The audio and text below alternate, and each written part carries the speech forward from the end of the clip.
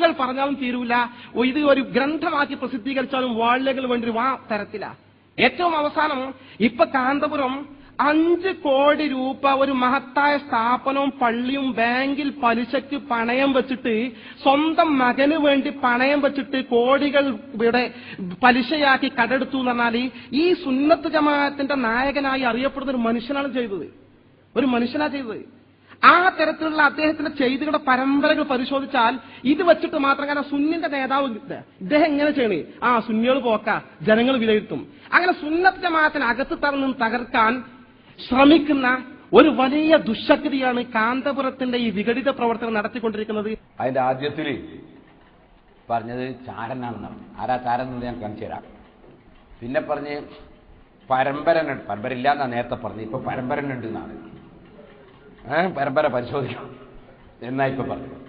പിന്നെ ഒന്ന് പറഞ്ഞെന്തറിയോ, സലാത്ത് വിറ്റുന്ന ആയിക്കോട്ടെ. സലാത്ത് വിറ്റിന്റെ വാങ്ങിയതാരാ? ഒരു സാധനം വിറ്റാ വാങ്ങിയാലുണ്ടാവില്ലേ? അല്ലാണ്ട് ബൈ നടക്കുമോ? ബൈ നടക്കണമെങ്കിൽ ഈജാബും കബൂലും വേണം. പിന്നെ അതിന് ബായും മുസ്ലിം വേണം. ഫത്തുൽ വിനോദല്ലേ? പിന്നെ ഈ ആട്ടിനെ പട്ടിയാക്കുന്ന സേനതാണോ എന്ന് എനിക്ക് അറിഞ്ഞൂടല്ലോ. അപ്പൊ ഫത്തുൽ മുയില് പറഞ്ഞ് ബൈന് വിൽക്കണമെങ്കിൽ ബായും മുസ്ലിം വേണം. അപ്പൊ ബായി കാന്തപുരം ഉറപ്പിച്ച് വിറ്റത് അയാൾ. വാങ്ങിയ ആളെ പേരൊന്ന് പറയട്ടെ, സലാത്ത് വാങ്ങിയതാരാ? വിറ്റാല് വാങ്ങിയാലുണ്ടാവുമല്ലോ ഒന്ന്. അതുപോലെ പലതും വിറ്റ് എത്തി കുട്ടികൾ വിറ്റുന്നുണ്ട്. എന്നാ എത്തി കുട്ടികൾ ആർക്കാ വിറ്റ്? എത്തി കുട്ടികളെ വിറ്റിട്ടാരാ വാങ്ങി? നമുക്ക് അറിയണോ? കാരണം ഇത് കോടതി കേസ് പോകുന്ന പ്രശ്നമാണ്. എത്തി കുട്ടികളെ വിൽക്കാൻ പറ്റും? മനുഷ്യരെ വിൽക്കുന്ന കാലം കഴിഞ്ഞിട്ട് എത്ര കാലമായി? അപ്പൊ ഇപ്പോ അങ്ങനെ മനുഷ്യരെ വിൽക്കാൻ പറ്റൂലല്ലോ. അപ്പൊ എത്തി കുട്ടീനെ വിറ്റുണ്ടെങ്കിൽ ഏത് എത്തി കുട്ടീനെ വിറ്റത്? ഏതെത്തി കുട്ടീനെ വിറ്റത്? ആർക്കാ വിറ്റത്? എത്ര പൈസ വാങ്ങി? ഇതൊക്കെ ഇവർ തെളിയിക്കണോ? ഇവര് വിചാരിച്ചെന്തറിയോ, മൈക്ക് കിട്ടിയ എന്തും പറയാനാ. മൈക്ക് കിട്ടിയാൽ എന്തും പറയാനാ. അൽ ഖബീഥാതു ലിൽ ഖബീഥീന. അതേ ചീത്തയായ നാവ് ചീത്തയായ മനുഷ്യന്മാർക്കുള്ളതാണ്. അത്വയ്യിബാതു ലിത്വയ്യിബീന. നല്ല നാവ് നല്ല മനുഷ്യന്മാർക്കുള്ളതാണ്.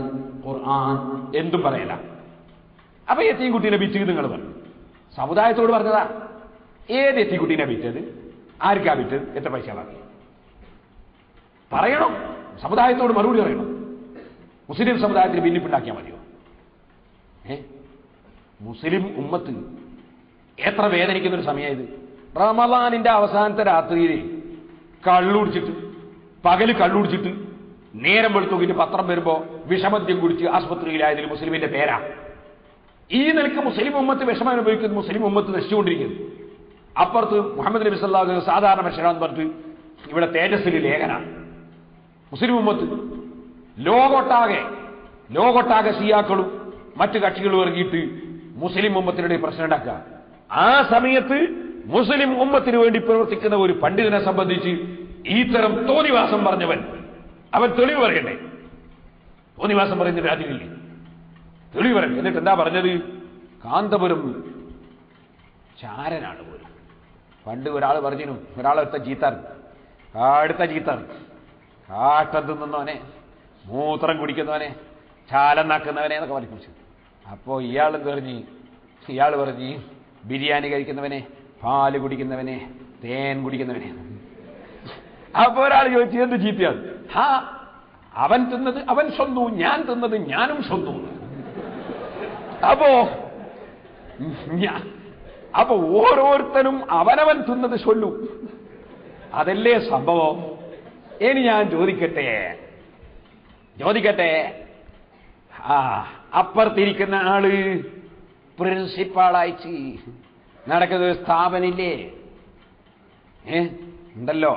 അതിന്റെ കാരണം ബഹുമാനപ്പെട്ട മാനു മുസ്ലിയാരുടെ മകളെ ഭർത്താവായിയാണ്. എന്റെ അറിവ് അങ്ങനെയാണ്.